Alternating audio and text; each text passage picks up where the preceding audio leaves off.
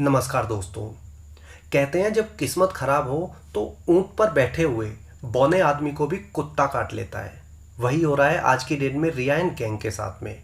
NCB पिछले 2 महीने से ज़्यादा समय से पिठानी को समन भेज रही थी कि आ जाओ भैया, हमें कुछ पूछताछ करनी है तो आके हमें अपने दर्शन दे दो। लेकिन सिद्धार्थ पिठानी महाराज ने हर बार समन को अवॉइड कर दिया। कभी कहता मैं बीमार हूँ, कभी कहता शादी की तैयारी कर रहा हूँ, तो कभी कहता मुझे कोरोना हो रखा है। यानी हर बार एक नया बहाना। लेकिन इन लोगों की उल्टी गिनतियाँ शुरू हो चुकी थी। पिठानी ने एनसीबी को बहुत ज़्यादा घुमाया, सिर्फ इसलिए कि एनसीबी के पास पिठानी के घर का एग्जैक्ट एड्रेस नहीं था। जो एड्रेस एनसीबी के पास में था वहाँ पर पिठानी मौजूद नहीं था, लेकिन ऊपर वाला ये सब ऊपर बैठ के देख रहा था। उसने पिठानी से ही गलतियां कराई, और गलती ये थी कि पिठानी ने अपनी सगाई के फोटो सोशल मीडिया पर पोस्ट करते समय अपनी लोकेशन भी मेंशन कर दी। बस फिर क्या था, एनसीबी ने उसी लोकेशन को ढूंढा और बोल दिया पिठानी के घर पर धप्पा। पिठानी को हैदराबाद से अरेस्ट किया था 26 मई को, और 2 दिन बाद उसे मुंबई ले आई, जहां उसे 5 दिन की रिमांड पर ले लिया। 5 दिन की रिमांड खत्म हुई कल यानी 1 जून को, लेकिन उसे और 3 दिन की रिमांड पर आगे भेज दिया गया है। यानी एनसीबी ने कोर्ट में इस बारे में सबूत दिए थे कि पिठानी से अभी और भी पूछताछ करनी जरूरी है, इसलिए उसकी जो रिमांड है उसको 3 दिन और एक्सटेंड किया जाए।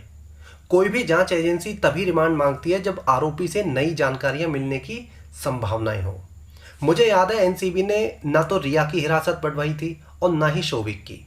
और तो और सुशांत केस में जो बड़े बड़े ड्रग डीलर पकड़े गए थे उनकी रिमांड तक एनसीबी ने नहीं मांगी थी। यानी कितना बड़ा वहां पे कह सकते हैं गलतियां हुई थी। लेकिन यहां पर पिठानी की रिमांड मांगी गई है, तो हो सकता है और भी नई जानकारियां सामने आ जाए। लेकिन अब एनसीबी लगता है कि सही ट्रैक पर जा रही है। एनसीबी ने पिठानी की रिमांड तो बढ़वाई दी है, तो दूसरी तरफ पिठानी के बयानों के आधार पर नीरज और केशव दोनों को समन भेजकर पूछताछ के लिए भी बुला लिया है। अब एक नई खबर निकलकर सामने आ रही है कि नीरज और केशव दोनों पूरी तरह से टूट चुके हैं, एनसीबी की बात मान चुके हैं और सरकारी गवाह बनने के लिए रेडी हो गए हैं। नीरज और केशव के सरकारी गवाह बनने का बहुत बड़ा असर होगा।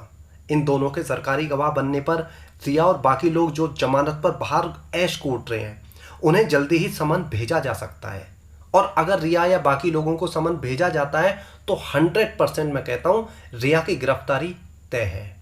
और इस बार रिया अगर ड्रग्स केस में अंदर जाती है तो 1 या 2 महीने के लिए नहीं बल्कि 1-2 साल के लिए जेल में जाएगी।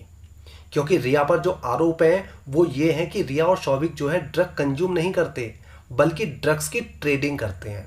ये इस पर आरोप लगे थे। वैसे पिठानी का बयान और नीरज या केशव की गवाही अगर मिल जाती है तो रिया का लंबे समय के लिए जेल जाना फिक्स है। पिठानी ने एनसीबी को एक और चौंकाने वाला खुलासा किया है।